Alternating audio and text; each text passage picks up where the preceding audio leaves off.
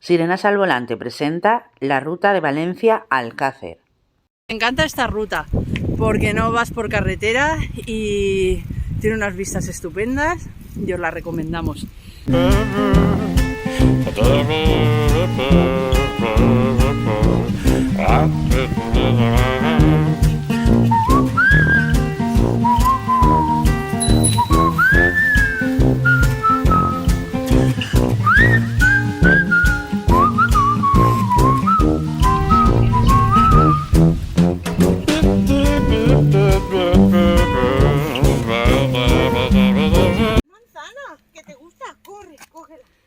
¡Qué gracia! Yo digo, es que creo que las manzanas Lo que nos encontramos gracias a hacer la ruta de Alcácer. ¡Ay, qué chiquillo! Son las manzanitas, ¿no es?